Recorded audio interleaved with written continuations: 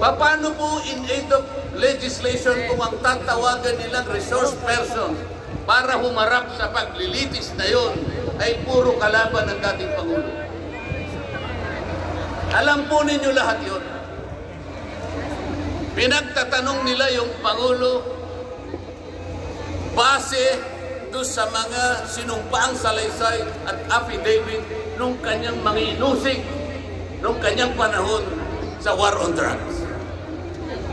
Hindi naman ipinatawag ang mga taong maaring makapagbigay sa kanya ng tulong upang ipaliwanag ang war on drugs.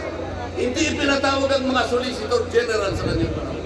Hindi ipinatawag ang mga Chief PNP upang magpaliwanag kung ano ang war on drugs. Puro kalaban ang dating. Yung mga abogadong kasama niya para magtanggol sa kanya, hindi pwedeng magsalita. Sapagkat ang tuntunin sa mga komite, ikaw ay papayagan lamang para payuhan mo ang kliyente mo sa kanyang karapatan. Ngunit paano mangyayari na ang kliyente nila ay papayuhan sa kanyang karapatan kung bubulungan lang siya ay makikita siya ng isang chairman doon? Attorney, huwag mong bubulungan yan. Iko-content kita.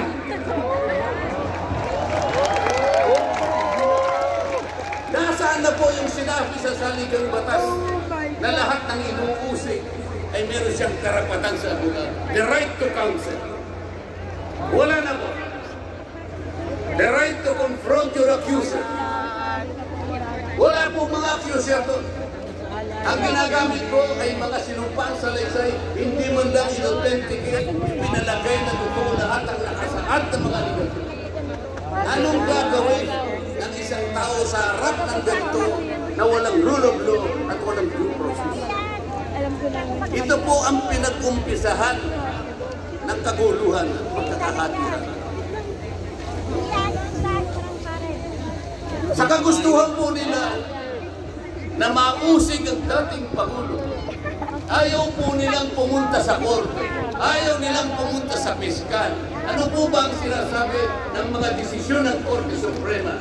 Kapag ka napatunayan nyo ang isang tao ay maaaring nakagawa ng kahit anong paglabag sa lahat ng batas, anumang batas, dalhin ninyo sa piskalya, dalhin ninyo sa korte. Yun ang tamang paraan. That is the rule of law. Ngunit bakit? Bakit kayong Quadcom ang gumagawa?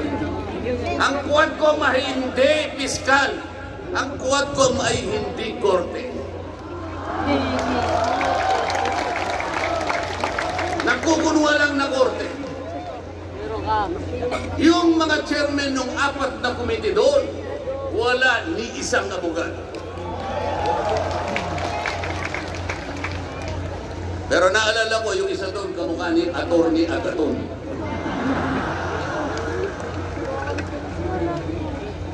So sa halip na ang unahin ay yung kapakanan ng mamamayan, sa harap at liwanag ng napakaraming nakabantang panganib sa atin, sa ekonomiya, panglipunan, pangseguridad, korupsyon, katiwalian.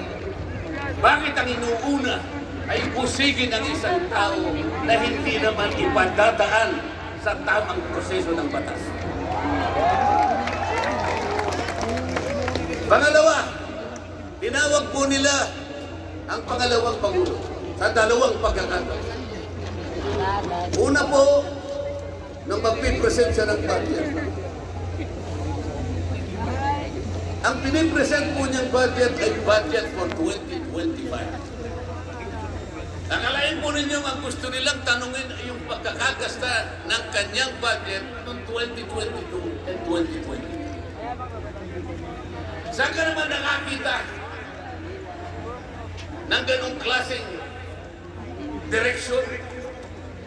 2025 ang dapat pag-usapan, ang kanilang pilit na itinatanong ay paggamit o paggasta niya noong 2022 at 2023. Ang sabi po ng Vice President, siguro nainis na rin,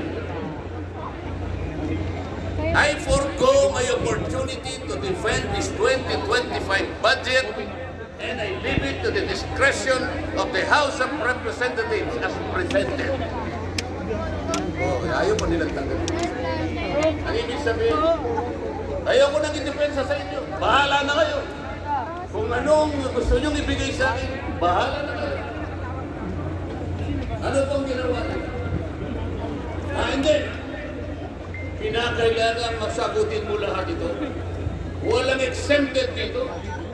Kahit ano nga yun siya, kailangan namin tama po yung lahat po ng paggasta ng pera ng bayan ay kailangan pong suriin. Totoo po yun.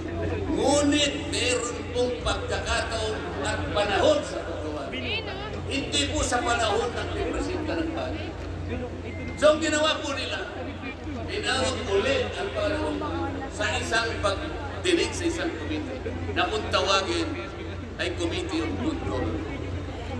Alam po ninyo yung pagsisimula nila para magkaroon ng katwiran na masakti na ang Vice President. Inasakapan nila yung isa sa amin, isang representative sa Maynila, tumindig at nag-privilege speech. Yung subject matter po ng kanyang privilege speech ay kaugnay po ng budget na pinagtatalunan na po sa plenaryo at sa committee. Sa tungtunin po ng House of Representatives, no one should avail of the privilege hour if the subject matter is related to a pending bill. Nandun na po yung bill sa baba. Pinagsalita pa po rin. Nung banggitin ko po ito, nire-raise ko po, sabi ko,